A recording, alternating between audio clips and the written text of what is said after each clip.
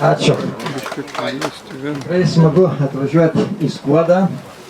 Taip gausiai tokiam Lietuvos pakraštį susirinkę. Turbūt dar ne visi Lietuvos žmonės pasiruošę išvažiuoti iš Lietuvos. Kad čia yra norinčių kelt lagaminus ir išvažiuoti. Tikrai patikėkit, man bevažinėjant po Lietuvą, tenka labai daug bendrauti su įvairiais žmonėm. Aišku, mūsų elektoratas daugiausia būda smulkus vidutiniai šeimos ūkiai. Niekad nevengiam pasikalbėti ir su stambiais ūkininkais.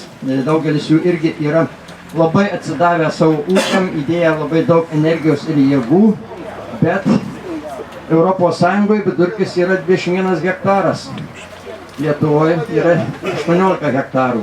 Bet yra bėda Lietuvos, kad mes labai polarizuoti. Yra labai nedaug ūkių, stambių ūkių, kurie sudaro 2 procentus iš visų ūkių tarpo, bet jie valdo beveik pusę žemės ūkio naudmenų. Lietuvos šeimos ūkininkų sąjunga dar Lietuvoje nebuvom įstoję į Europą, buvom pakviesti į ELO tokią organizaciją, aš ne vieną kartą minėjau, kur turim galimybę į metus bent 5-6 kartus važiuoti į atskiras valstybės ir aiškintis, kaip ten ūkininkauja, kaip kaimas vystosi, kaip ten yra suderinama žemės ūkio gamyba su aplinkosauga. Nu ir patikėkit, tai buvo viena iš didžiausių pamokų ir man asmeniškai, ir mūsų organizacijai. Aišku, mes iš ten parsivežam daug tokių minčių ir pastebėjimų, kurie mūsų valdžiai arba nesuprantami, arba jie nenori suprasti. Ir tie reikalavimai, kai kurie perdėtiniai mūsų ūkininkams, ypač kas liečia deklaravimus pasėlių, Europos Sąjungai įvertinus tų naujų Europos valstybių įdirbį visą mums iš pat pradžių siūlė, kad galėjom tik tai deklaruoti plotą, nedeklaruojant pagal atskiras naudmenas, bet dėja mūsų ministerija ir specialistai patarė, kad vis tik Lietuvai reikia tą sudėtingesnį modelį pasirinkti. Mes jį jau įsisavinom, lyg tai dirbom, bet jau kitos problemos iškilo, dabar važinėjant po Lietuvą. Pastebim, kad daugelis ūkininkų, tokių net ir vidutinių ūkininkų atsisako net tiesioginių išmokų. Vien dėl sudėtingo administravimo, vien dėl tokių sudėtingų reikalavimų, kai ūkininkas ne kiekvienas sugeba į tuos reikalavimus įtilpti. Ir kur čia manot, Suvalkijoje būnant susirinkime ūkininkų net vienas toks pajuokavo, sako, kodėl tie smulkieji neina į tą paramą. Tai čia yra kelios priežastys. Pagrindinė tai, kad smulkieji neturi tokių pajamų, kad galėtų sugrąžinti tai paramą pasiėmęs per 2 metus kažkur tai. Lenkai šitą problemą išsprendė, ten yra sudaryta sutarta su bankais tvarka tokia, kad per 15 metų ūkininkas išsimoka bankui ir procentus dengia valstybė. Man atrodo, toks modelis ir Lietuvai tiktų, aš su ministrė kalbėjausi ir su prezidentė šitą dalyką aptarėm, pritartų, bet kažko tai vis to žingsnelio trūksta, kad ir smulkieji ūkininkai pajudėtų į tą paramą. Tai čia dar Lietuvoje labai didelio įdirbio reikia ir kooperacijai. Vis tik Lietuvoje kooperacija yra dar tik tai 3 procentai nepilnai Europos Sąjungos vidurkis. Ir dabar man teko būti prieš 2 savaitės Vienoje, kur buvo jau pristatinėjama parama po 20 metų. Jeigu duosit laiko, aš bent keliais žodžiais, ko galim tikėtis po 20 metų. Nes šiaip mes per šiuos metus jau turim galimybę kreiptis į ministeriją ar per Žemės ūkio rūmus ar per organizacijas, jeigu kas netinka tos paramos įsisavinę ir administravime, dar galim keisti iki šių metų rugsėjo mėnesio. Tai aš manau, kad šiandien galbūt irgi reikėtų pasitarti ir nuo Skuodos skyriaus išreikšti tokius pageidavimus, ar čia viskas jau taip gerai ir kodėl smulkieji ūkininkai po šiai dienai mes neprieinam prie tos paramos praktiškai. Lyg tai deklaruoja ministerija, kad visiems vienodos sąlygos suteiktos, bet ar visi vienodas galimybės turim? Tai čia klausimas labai, labai rimtas. Man teko daug bendrauti su vokiečiais, kurie kalbėjo apie kooperaciją. Pasirodo, ten irgi buvo įvairių būdų, kaip suaktyvinti tą kooperaciją. Sako, ir saldainiuką davėm, ir botagėlį, kad skaitosi tie ūkininkai, kurie kooperuoti, jie lengviau į paramą galėdavo eiti, didesnį balą yra. Kažkas panašaus ir Lietuvoje bandoma daryti. Tie, kurie asocijuoti, jūs turbūt, kurie einat į paramą, jau žinot, kad gaunat papildomus balus. Ir čia irgi šeimos ūkininkų sąjungos tam tikras įdirbės. Bet čia yra daug tokių praktinių dalykų ir kreipėmės į ministeriją. Pavyzdžiui, dabar jau jūs pastebėjau turbūt, kad kiekvienais metais birželis yra sausringas. Ir tai jau darosi ne išimtis, o taisyklės. Ir vis tik leidžia ūkininkui iki 10 arų suprastinta tvarka įsikasti pūdą. Mes nuo šeimos ūkininkų sąjungos kreipėmės į ministeriją, kad leistų tą pūdą supaprastinta tvarka išsikasti iki hektaro. Kaip jums atrodo? iki hektaro, supaprastinta tvarka, nereikia atskirai projektą daryti, jeigu sugalvoja ūkininkas, numatė ten žemesnę vietą ir gali ten kreipėsis į žemės ūkio skyrių susiderinti šitos klausimus. Prancūzijoje, ten Olandijoje, Danijoje senai šitie reikalai sutvarkyti per konsolidavimo projektus. Tarp kitko, Lietuvoje mes ateityje galėsim paramą irgi įsisavinti tik tai per atskirus projektus. Nebus tokio bendro skirimo ten 5 ar 6 milijardų valstybė ir kad mes galėsim dalyti savo nuožiūrą. Turėsim kiekviena valstybė savo prioritetus numatyti iš anksto. Mes dabar aptarinėjom, Lietuvoje vis tik būtų kooperacija labai skausmingas dalykas.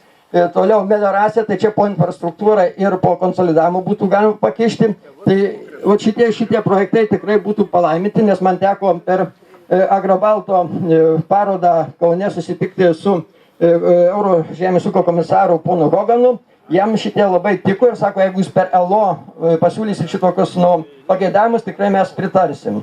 Tai čia irgi reikia, kad siūlytų ne juosnukis ar ne kažkas tai pavieniai, bet reikia jūsų labai nuomonės ir ypač per žiniasklaidą, kad tą nuomonę jūs išsakytumėt, kad Lietuvoje dar toli gražu ne viskas padaryta, kad yra labai didelis skirtumas tarp miesto ir kaimo. Jūs nuvažiuokite į Olandiją, visi aišku buvę, ar Daniją, ten pamatysit, ar mieste gyvena, ar kaime, infrastruktūra praktiškai vienoda. Anksčiau net pajuokaudavo kai kas, kad tokioje Austrijoje ten iki kiekvieno kukurūzų lauko yra išasfaltuotas kelias. Aš pats važinėjau tais išasfaltuotais keliais, ten dėl kitų priežasčių asfaltuoja, nes ten yra nuolydžiai dideli, ten žvyruotus kelius iš vis išplautų. Bet Europos Sąjungoje tikrai ta infrastruktūra yra žymiai toliau pažengusi. Dabar, kad šiandien daug neįsiplėsti šitais visais klausimais, čia kadangi dauguma yra uogininkų, su pono Noberto šiek tiek kalbėjomės ir su ponė Marija kalbėjomės, kad vis tik kol mūsų ministerija tinkamai nesujudinam, čia priemonių yra įvairių, čia per žiniasklaidą galima per savo kreipimusis įvairius, lyg tai primiršti esam. Ir aš norėčiau dar į visus kreiptis ūkininkus, kad nebūtume, kaip čia pasakyti, negalvotume, kad mes esam viską galintys. Net ir pavyzdys toks pienininkai. O jie čia galvojo sukurs apie kelius šimtus labai stambių ūkių ir turės rinkas ir bus tų rinkų čia ne šeimininkai. Pasirodo, kad ne. Mes lietuvėlė esam tikrai labai maža. Ir turim įprasti, išmokti, jeigu pasirinkom tą ūkininkavimo kryptį, konsoliduotis kiek įmanoma, tartis, nebijoti, kad ten Jonui blogiau, tai man geriau. Šitai tikrai yra trumparegiška politika. Nebijoti keistis tą informaciją.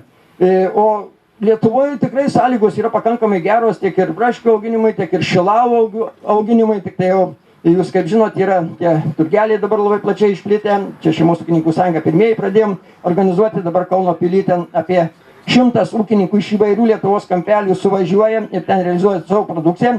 Bet ar tai išsigelbėjimas? Vis tik reikia galvoti apie eksportą. Grūdininkai šitoj vietoj tikrai toli pažengę. Aišku, labai buvo didelės investicijos šitai kryptim.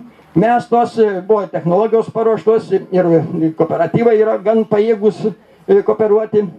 Taip kad ir mums uogininkam, jeigu mes nesukursim kažkokio bendro kooperatyvo, tikrai stumdysimės tuose turguose ir važysimės, kas pigiau parduos savo braškių kilogramą. Tai čia tikrai neišeitis, nes Europa labai toli pažengusi ir dabar jeigu būtų atskiros lėšos kooperacijai, tikrai reikia čia labai drąsiai eiti. Šeimos ūkininkų sąjunga esam įkūrę jau 5 metai kooperatyvą, šeimos ūkis, įsigijom tam tikrą techniką. Ir čia reikia tik tai geros politinės valios ir čia ta kooperacija pajudėtų Lietuvoje. Tik tai kita problema, kad čia mus 3 metus konsolidavo vokiečiai Žemutinės Saksonijos, analizavo, kodėl Lietuvoje nėra tokios kooperacijos išvystyta. Tai vienas pavyzdys, Lietuvoje yra vienas profesorius, ponas Ramanauskas, kuris konsoliduoja ir kooperacijos srities klausimais užsiima.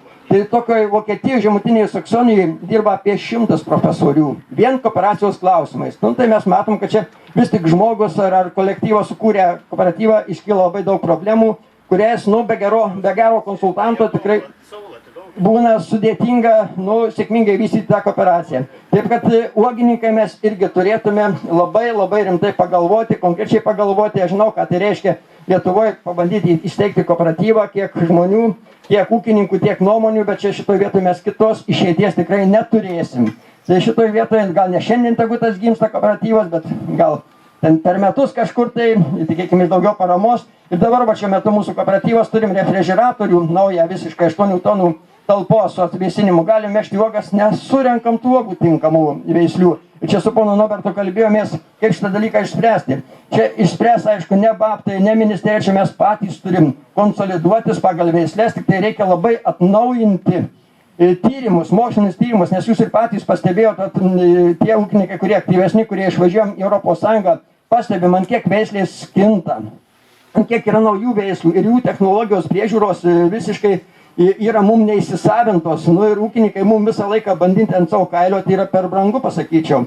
Tai vis tik reikėtų galbūt vėl kreiptis į Žemės ūkio ministeriją, kad tokius mokslinius tyrimus atliktų babtai, mes praeitį tokius panašius tyrimus esam darę ir tikrai turėjom labai gerus rezultatus, džiaugiamės, kad mokslininkai mum tiesiog pritempė prie žemės ūkio, prie praktikos daug labai reikiamos informacijos. Tai aš nežinau, šiandien irgi net visus paklausiu tiesiog, ar reiktų tokių tyrimų, kurie mum padėtų nedaryti klaidų. Keliam ranką. Vienu žodžiu, visi balsuojami, poreikis iš apačios tikrai yra didžiulis, nes išradinėję dviratį mes jo neišrasim, patikėkite, kiekvienam atskirai mesti ten tuos resursus ar kažką, tai nėra ir prasmė, žinokit. Už tai, kad galima kažkiek tai tos technologijos ir nukopijuoti, ir be to mokslininkai nuvažiavę į užsienio šalis, patikėkit, kad ir kiek mes turim praktinių įgūdžių, jie pastebi tai, galbūt, ko mes ir nepastebim, gal tą perspektyvą geriau nujaučia, numato. Ir be to, tokie ruošiami projektai turėtų būti ne vien tik tai kaip auginti, bet tokia sudėtinė dalis būtų ir kaip realizuoti tą produkciją, nes mes lietuviai, pakankamai esame išradingi ir prisiauginam tų veislių ir tos produkcijos, bet kai reikia realizuoti, čia kita problema yra nemažesnė. Taip, kad šiandien tikrai po visų šitos seminarų labai rimtai pagalvokim, galbūt babtuose, kada galėtume susirinkti, bet jau šitais mintis, kurias aš jums išdalinu, kad jas tiesiog jūs pasikalbėtumėt vietoje, nes čia matau beveik iš visos Lietuvos suvažiavę, ir atvažiuotumėt, galbūt su apsisprendimu tokį rimtą kooperatyvą sukurti vaisių uogų. Ten, nėra labai, kad reikia daug resursų, sąnaudų finansinių. Čia, kai kuo jis masiškesnis, tuo jis lengviau išlaikyti finansiškai. Reikia, aišku, gerą administratorių turėti, reikia gerus įstatus turėti ir reikia geranoriškumą turėti. Tai viskas įmanoma. Jeigu bus geranoriškumas, galime tą kooperaciją Lietuvoje pajudinti. Aš ministrės prašiau asmeniškai, sakau, leiskit Šeimos ūkininkų sąjungai bent 10 kooperatyvų per Lietuvą įkurti finansuojant. Kol kas tyla to, nesuprantama tyla. Iš ministerijos iš vis mes nesuprantam, kur ten jie kreipia ir ką jie galvoja. Tai vienu žodžiu, jeigu mes nebūsim patys aktyvesni, tai taip ir viskas, lyg tai tas traukinukas juda, bet iš tikrųjų tai yra tik tai lingavimas pagal tą anekdotą. Tai į priekį nedaug kur judam. Tai tiek būtų. Jeigu būtų toks pageidavimas, su babtais pasiderinę, aišku, galbūt ir į ministeriją paprašyčiau poną Nobertą, kad nuvyktume kartu. Ten man teko kalbėti su ponu Krasuckiu, su Daugalienė, ten departamento direktorius. Tikrai sako, tikrai prašykit ir kažką tai, ištiesim pagalbos ranką tai prasme, kad sukurti mum teorinės žinias, jais pritaikyti praktikoje. Tai ačiū labai visiems uždėmesį ir linkiu labai gero seminaro.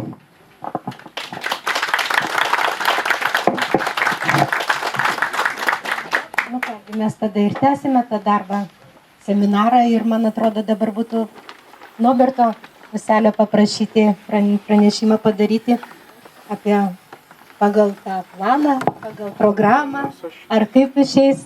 Toksai keistai, visada įpratę dabar seminarus visada rodyti su vaizdinė priemonė, o dabar važiuodami sakom, viską reikės iš atminties kalbėti. Tai buvo galimybė ir parodyti. Tai jau dabar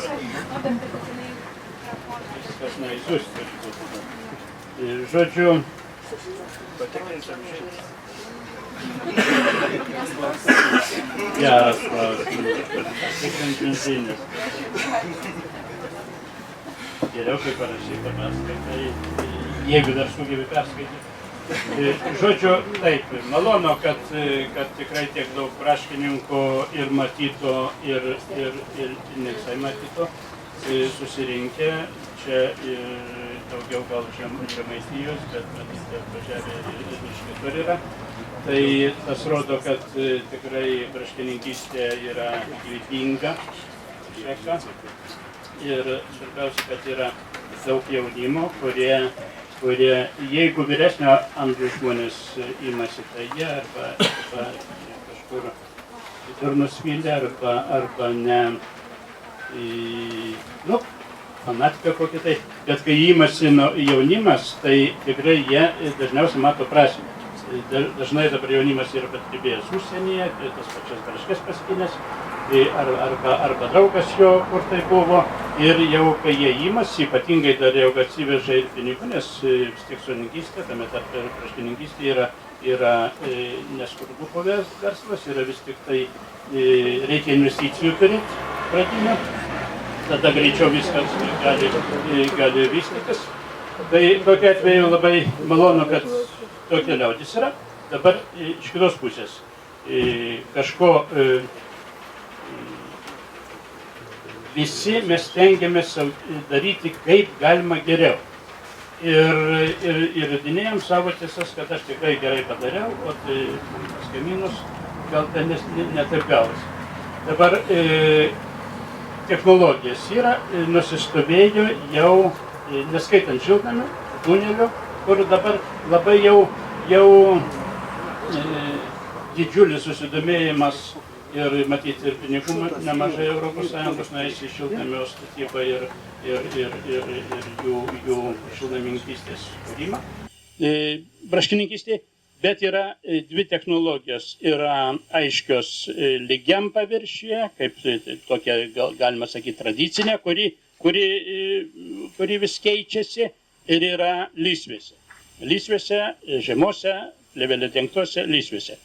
Tai kai pradėjom pirmus bandymus ir čia užsienį pavažinėjom, galvojom, kad iškart mes pritaikę lysvių tą technologiją, tikrai pakeisim, padarysim perversmą ir auginsim tik lysvėse.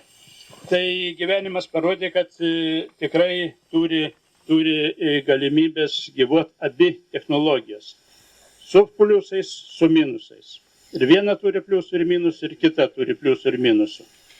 Tai kadangi šiandien toks įsivaizduoju, gana toks seminaras, gal ir trumpesnis, ir be tokios vaizdinės medžiagos, aš gal daugiau šiandien apsistosiu ties tą tokį tradicinę technologiją ir apie herbicidus. Nes man atrodo, kad kurie augina lysvėse, tai piktžolės kankina tik tai tarpueiliuose. O jeigu jau išauga ten per kerelius perauga, tai aišku reikia paruošti gerai dirvą, tai kad ten neišlystų tiek daug piktžolių ir paskui vieną kitą galima ir nuravėti. Bet kai auginam lygiam paviršiui, taikant tradicinį technologiją, tai tikrai susiduria visi su piktžolėm. Ir man atrodo, čia esančių daug kas augina tradicinį technologiją, ne? Ar tik tai lysvėse? Gal aš be reikalų kalbu čia? Žodžiu, sakau, dviem keliais nueita yra. Tai kadangi visko neišpasakosim, tai herbicidai. Herbicidai vis dėlto pastarąjį laikotarpį keitėsi. Ir požiūris į juos irgi keičiasi. Ir nežinojimas, kaip jie veikia, išlieka. Išlieka dažnai. Reiškia, paskambina, augino daigus, sako, jau daigai didelį, šaknyjasi, balandus didžiulės, ką daryti, ravėti negaliu, dėl to, kad išsirauna daigai, o ką daryti, betonalo purkšti. Nu, negalima. Reiškia, tai vat, mes priejom prie tokios technologinio lygmens, kad mes nebeturim žiūrėti, va, tokios piktžolės, ką dabar daryti. Mes turim žinot, kad tokius ir tokios piktžolės bus, tik reikia jas laiku sunaikinti. Žodžiu, ir mes turim purkšti tada, kada reikia, o ne tada, kai apsiželdinam. Žodžiu, tada ir babacidai nebepadeda, reiškia, daug ravėti reikia.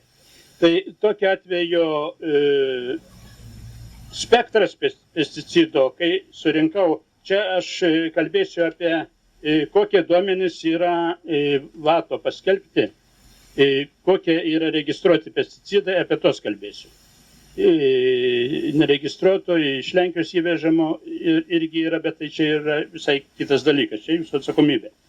O registruoto iš vienos pusės netiek ir mažai, bet šiaip lyginant su tais pačiais kaimynais Lenkais, tai yra tikrai skurdokas pasirinkimas ir bent jau dvigubai skurdesnis, gal lyginant su Lenkais.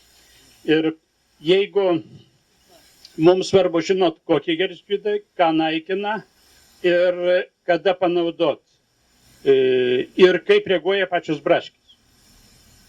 Tai iš tokių naujesnių, kurie yra registruoti, tai yra aktyvus 330, veiklioji medžiaga pendimetalinas. Tai pendimetalinas. Žodžiu, esmė, kad reikia žiūrėti visada veikliąją medžiagą. Ne vien pavadinimą, nes kartais atsivežam iš kitų šalių ir veikli medžiaga ta pati, galėjom čia nusipirkti, o pavadinimas kitas. Tai čia visada žiūrėkit veikliąją medžiagą ir dar labai svarbu, žiūrėkit, kiek tos veiklios medžiagos yra. Ar 300, ar 700. Du skirtingi dalykai. Ir sako, nupurškiau Lantrelo, bet jis suveikia ne taip, kaip reikia. Už tai, kad visai kitoks. Tai atkreipkite dėmesį į pavadinimą, tai aišku, bet į veiklėją medžiagą ir kokią tos veiklios medžiagos koncentraciją. Tai toliau, jeigu mes kalbam apie dirvinius herbicidus, pirmiausia, aišku, mums svarbu dirviniai herbicidai, o dirviniai tai yra, kai neleidžia dygti. Nupurškiam neleidžia dygti. Savo laiku buvo heksiliūras, buvo savo laiku simazinas labai jau senai. Žodžiu, išpurškiai ant nepikžulė, anksti pavasarį daleiskim, išpurškiai, kol dar nesudygė pikžulės ir jos neleidžia dygti. Tas yra gerai. Jeigu jau sudygo, nebeveikia. Arba dar skilčialapio fazėje kartais dar veikia, o toliau nebeveikia. Tai tokiu atveju jau negalim apsiželdinti. Jeigu tos naudojam, tai mes turim žinot, kad jūsų dirvoj yra tų pikžulių ir tikrai turim naikinti tada, kada reikia, ne kada sužėlė. Tai aktyvus tas herbicidas, jis naudojamas arba baigiant vegetaciją, reiškia rudenį purškiam, arba anksti pavasarį, čia rašo, kad iki žodžiu, kol žiedynai pasirodo, bet kuo anksčiau pavasarį reikėtų. Matot, dar yra toks dalykas, anksčiau, kai herbicidus registruodavom, mes visada atlikdavom tyrimus pas mus, kaip dabar jau pradėjo registruoti be mūsų tyrimų, tai kitą kartą sunkiau pasakyti, bet turim tikėti, kas yra parašyta vato į tinklalapį.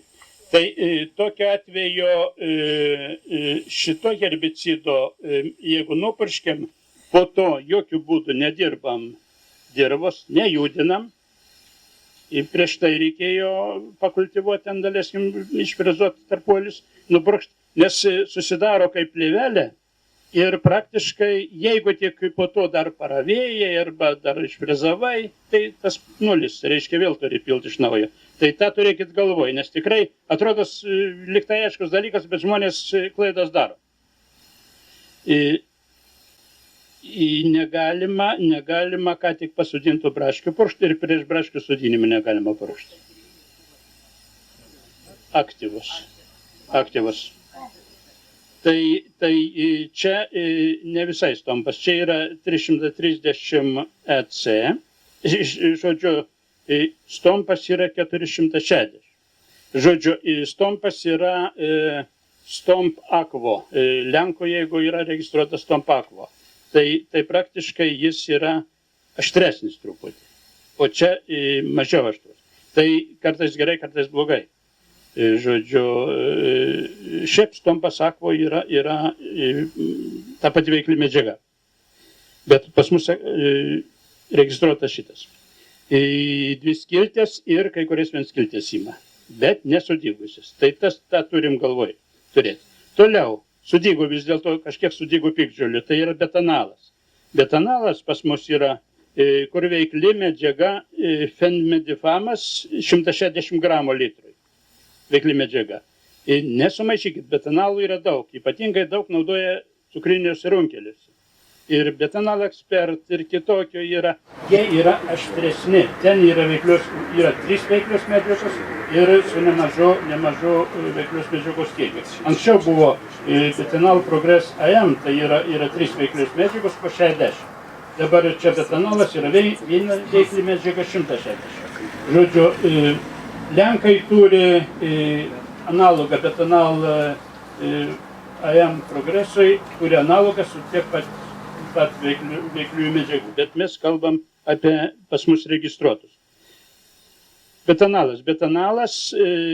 Betanalą purškiam ant ką tik sudygusių piktžolių. Tai yra skilčialapio tarpsnyje, gali būti pirmi tikrieji lapeliai ir kuo piktžolė jau, jeigu antri tikrieji lapeliai, kuo jį didesnė, tuo prasčiau veiks. Galima aktyvuotą į 4 litrai hektarui, o čia galima betanalo iki 6 litrų hektarui. Bet kur kas geriau jį naudot per 2 arba per 3 kartus. Žodžiu, po 2 litrus 3 kartus išaugo, tam tikra banga sudygo piktžolio, nupurškiama, kol jaunos jos. Pirmų tikrųjų lapelių tarpsnėje, skilčialapio tarpsnėje. Po to, jeigu šilta praėjo ten 10 dienų panašiai, jeigu vėsų ten gali ir daugiau praeiti, vėl nauja banga, vėl nupurškiam. Tai tokia atveju per 2-3 kartus mes tikrai apsivalom nuo sudygusių piktžolių dviskilčių. Turėkim galvoj, ne visas ima, turėkim galvoj, kad ramūnių, bobrominių tikrai betanalas neims ir mes tada jau jų prisiveisėm sočiai. Jeigu aktyvus dirbinis gerbizidas ima, tai betanalai neima ramūnių ir bobrominių. Tai čia jau reikia būtent, jeigu pasodinom, tai pasodintas maždaug po poros 3 savaičių jau prigijo braškės ir jau matom kilimėlis toksai sudygo jau piktžolio. Tai tada ypatingai pasilenkus matosi toks vien skilčialapiai. Tokiu atveju labai gerai purkšti. Ir viskas iš tų dirbinių ir tokių ant jaunų piktžolio. Praktiškai Goltikso registruotų šiuo metu nėra. Goltiksas galėtų būti ir metamitronas ten yra veiklioji medžiaga, tai praktiškai Lenkai turi tą į kitų pavadinimų, tik tai, bet lygiai toks pats Goltiksas. Ir nežinau, kodėl neregistruotas Goltiksas, bet jis dabar išslydęs yra dėl kažkokių tai priežasčių, bet jį tikrai galima būtų naudoti. Visur prie Goltikso rašo, kad negalima naudoti Elsantai. Manau, kad rizikinga truputį ir Elsantos giminaitėms. Žodžiu, nes tiesiog stresuoja. Ir jeigu Goltiksą naudojat kas, tai Goltiksas, būtent dirbinis herbicidas, turi būti purškiamas, kai nesudygė piktžolės arba kad tik skilčialapio tarpsnėje dar jis naikina. Jau tikrųjų lapelių tarpsnėje nenaikins Goltiksas. Tai vat yra gerai Goltikso nupuršus, po to betanalo.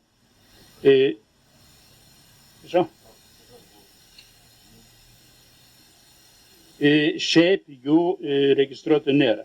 Taip, kad, bet visai nesenai ir buvo ir naudodavom.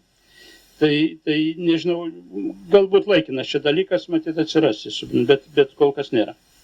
Tai reikia žiūrėti irgi veiklios, kiek veiklios medžiagos, jeigu tik tai daugiau iškart mažinam. Dabar dirbiniai herbicidai veikia, kai drėgna žemė. Jeigu rudenį, aišku, bus drėgna, jeigu vėlokai purškiam, anksti pavasarį irgi drėgna žemė. Bet jeigu būna greitai sausra pavasarį ir būna, kad gegužės mėnesį jau balandžio antrą pusę jau sausa, tikrai tas dirbinis herbicidas neveiks sausai. Ir mes supilsim, bet piktžolės augs. Betanalas gerai to, kad ar sausa, ar šlapia vis tiek jis sudygusią nuims. Tai turėkim galvoje, ir betanalų, jeigu derančiose braškinuose, po derliaus nuimimo, sako, betanalą naudot. Tai po derliaus nuimimo tik tai galima tada, nes visos piktžolės peraugę jau būna. Tai praktiškai nušinauti reikia, ten kitais herbicidais galima, bet jeigu išpurenom dirvą, sufrezavom ir po to pradeda dygt, tada betanalą galima naudoti. O lietaus, kai šlapia dirva. O kitaip, nebėra prasmės. Bet jaunom braškėm ypatingai gerai. Toliau dviskiltės piktžolės ima lontrelas. Dar minutę prie betanalo prisiminiau, kad įkalbėjom, čia viena braškininkė klausė, kad betonalo nupurškus gelsta lapai ten. Turėkim galvoj, kad jeigu gegužės, pavyzdžiui, mėnesį, kai pasodinam ir po porą savaičių purškiam, būna šalnos. Ir jeigu betonalą nupurškiam iš vakaro prieš šalnas arba prieš oro temperatūrą artimą šalnoms, tai tikrai gali braškė sustresuoti ir tikrai pagels lapai. Pageltonuoja ir 2-3 dienos ir vėl paskui atsistato. Tai čia nieko baisaus, bet va, toks stresas gali būti, jeigu šaltos naktis, kai betonalą naudoja. Lontrelas. Lontrelas čia registruotas tik tai po derliaus nuėmimo. Tai paprastai tos po derliaus nuėmimo jau būna senos tos piktžolės, tos usnės, ar ten pienės, ar ten kiaulpienės, ar ramūnės, ar kiečiai. Tai sunkiau jos ima, tai yra labai toks geras dalykas ir po derliaus nušienaujam lapus, praktiškai iki rugpjūčio mėnesio, tokio laiko dar galima šienauti, reiškia, kaip galima anksčiau reikia šienauti, nušienaujam, ataugo lapai ir ataugo piktžolės kai kurios, bet lapai, piktžolių lapai irgi jauni ir tikrai tada lontrelą gerai įsavins. Tai tikrai galima naudoti nušienavus braškes, palaukus, kol atžels ir tada galima naudoti lontrelą. Bet žinokim, kad visko jis neima, visų piktžolių, bet nemažą dalį įkyrių tokių daugiamečių piktžolių ima lontrelę. Bet lontrelą naudojant turėkim galvoj, kad jis neveikia, kai vėsus oras, jeigu 10 mažiau 12 jis neveikia ir kai karšta irgi nenori veikti. Žodžiu, tai lontrelą temperatūrą žiūrėkim. Žodžiu, rudeniop, jeigu vėliau rudenį norim purkšti, tai tikrai gali nepasisekti mums sunaikinti. Ir dar svarbiausias momentas, kad lontrelas registruotas visai kitoks. Jeigu anksčiau lontrelas buvo veiklios medžiagos 300, tai ten galima buvo iki pusės litro hektarui purkšti derančio braškyno, ne jauno. Jaunam lontrelo geriau nenaudot. Bet jeigu jau naudoja to seno lontrelo, tai iki 200 gramų jau jokių būdų nedaugiau jaunam. O šiaip ten buvo iki pusės litro, tai dabar lontrelas ne 300, o lontrelas 720. Žodžiu, daugiau negu dvigubai stipresnis ir jį įvairiuose kultūrose naudoja, bet didžiausia norma yra duota braškėms po derliaus nuėmimo ir į hektarą 0,165. 0,165. Ne pusę litro, nesumaišykit. Jeigu lontrelas 700, ne 20, ne 300, gali dabar 2 lontrelų būti. Tai arba seno, jeigu turi, tai ten 1 dozė, o jeigu naujas, tai jeigu mes pusę litro duosim lontrelo šito naujojo, tai braškinui bus paraudonuos ne tik lapalakščiai, lapkočiai, bet ir lapalakščiai. Žodžiu, bus ištysę tokie, žinot, lontrelų, kai perdozuojam. Tai čia atkreipkite dėmesį ir tikrai neprisidarykim šposų. Dabar priešvarpiniai herbicidai yra 3. Tai labai gerai, kad agilas yra ir naujas Centurion Plus. Jie skirtingos veikliosios medžiagos, bet jie veikia panašiai. Agilo nuo pusės iki 1,5 litro hektarui, Centuriono nuo 1 iki 2 litrų hektarui. Aišku, jeigu mes purškiam ką tik sudygusi piktžolytę, tai tikrai ten užteks to pusę litro. Jeigu jau kaip reikiant tos piktžolės, aišku, kuo senesnės, tuo blogiau veikia, bet tai tada ir normą didinam. Normą didinam iki 1,5 litro galim didinti. Šiaip apie litrą 20 panašiai agilo. Kuo gerai yra agilas? Agilas gerai yra, kad ima varpinės piktžolės, tame tarpe retmenė ir varpotį, ir miglė. Miglė sunaikint yra žymiai sunkiau negu varpotį. Varpotį jau iš braškino nesunku išvyti, bet miglė sunku. Tai agilas ir Centurion veikia miglę.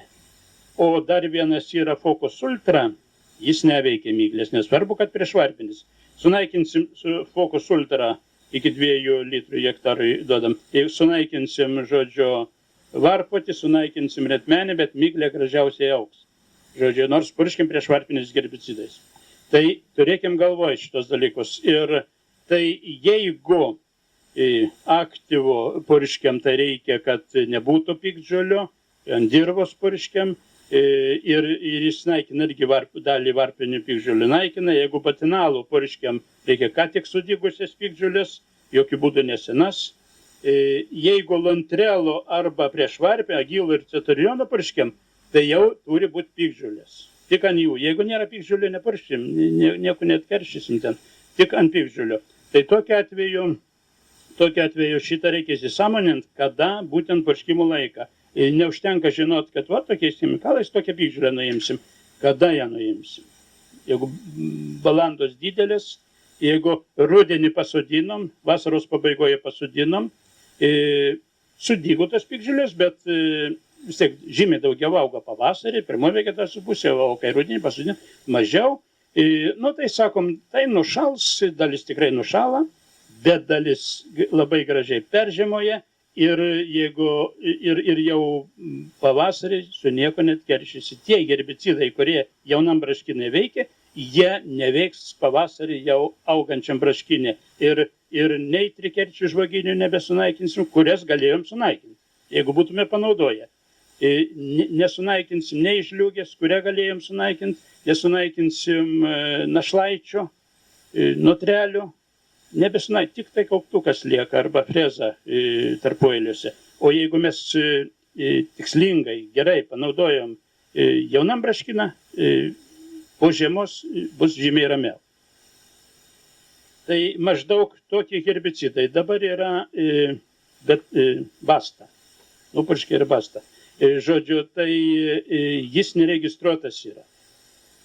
Bet jis baisiai mums būtų gerai, ypatingai, kai auginam lysvėse, kai auginam, žodžiu, dengtą plėvelę. Vienas dalykas, tarpueiliuose daug yra piktžolių daug. Vis tiek, kad ir šiaudais mulčiuojam, vis tiek išauga tos piktžolės. Aišku, skandinavai ten ir mūsų kai kurie šienauja tos tarpueilius. Galimas variantas, ypatingai jeigu šiaudų nededam į tarpueilius. Bet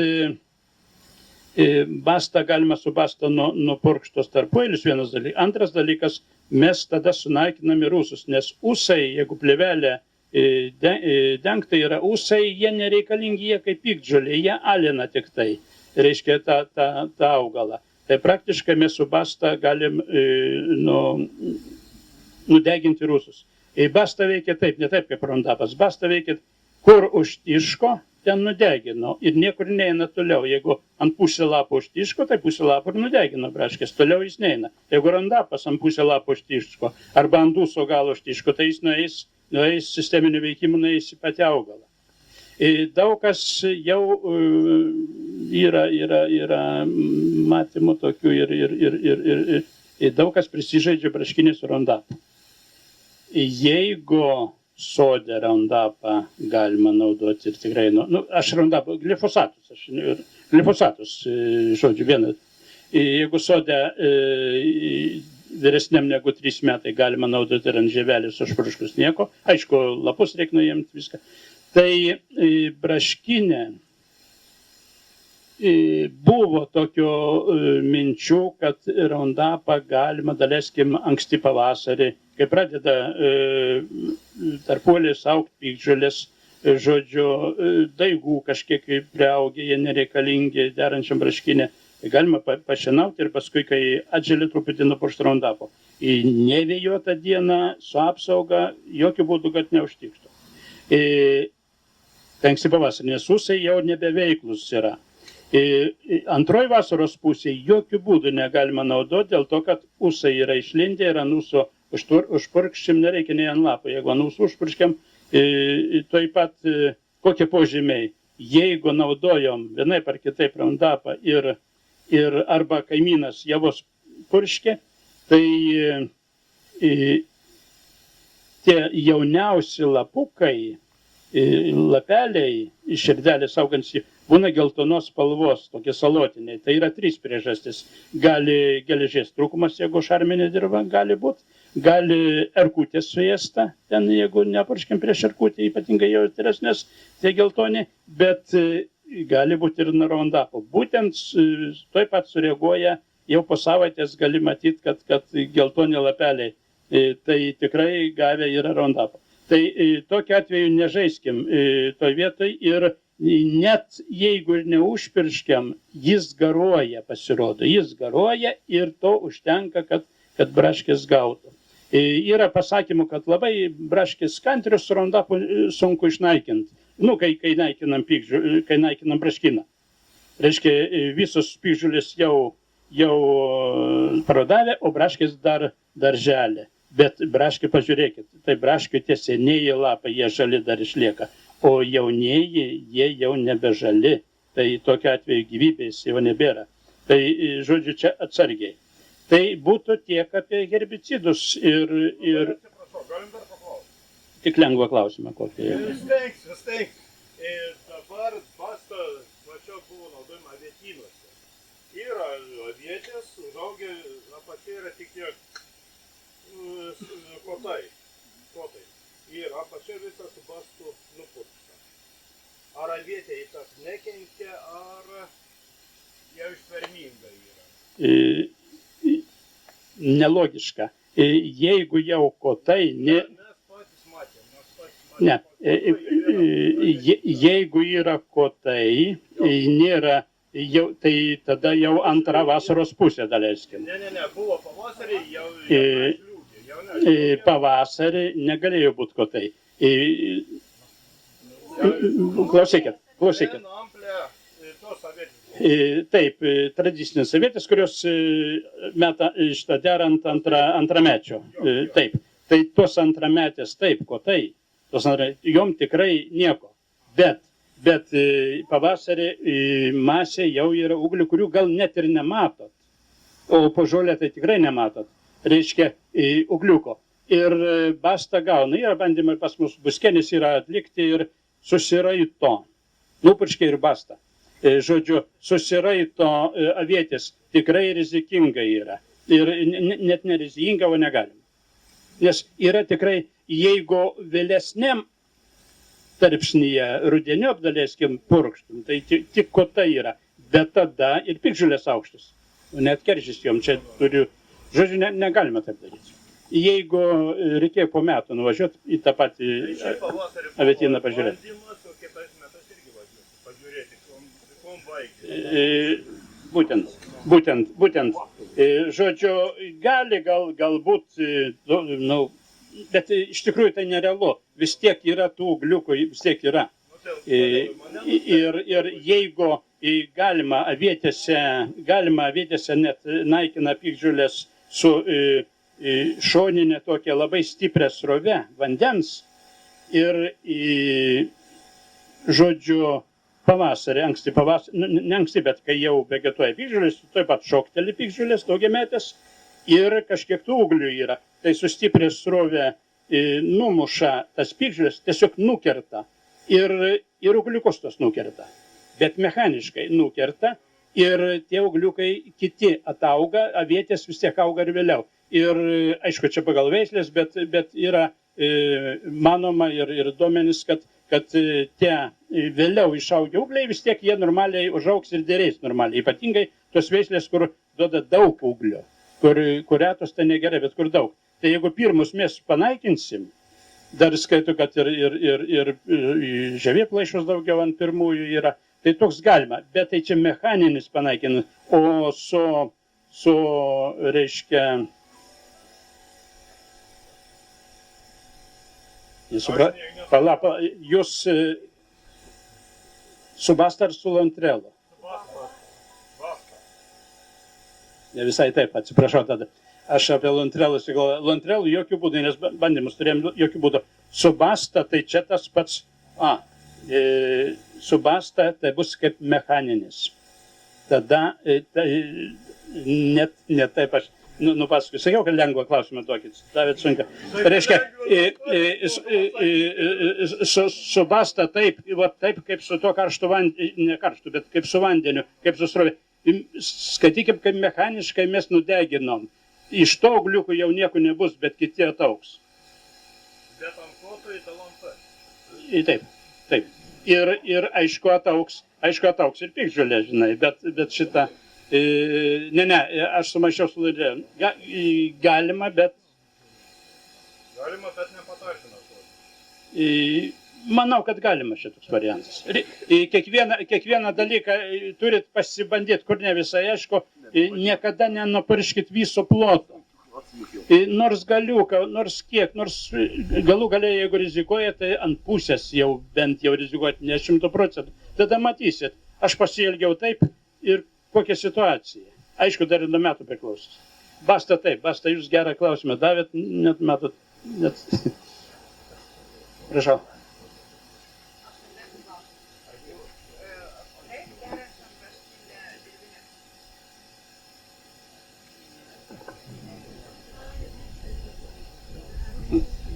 Žodžiu, žinot, kad neatsakysiu, ne? Lengvą klausimą. Aš anekdotą pasakysiu. Reiškia, kai prieš keletą metų, jos nematau dabar, jį čia reikšdavosi viena braškininkė iš Kelmės rajono. Reiškia, ir rašo, kad ekologiškai auginu braškes ir rodo nuotrauką. Žodžiu, braškės, ten braškė beveik nesmet vienas asiuklis. Ir asiuklėse tos braškės. Tai ką tai reiškia? Ekologinis braškinas, jį taip teigia.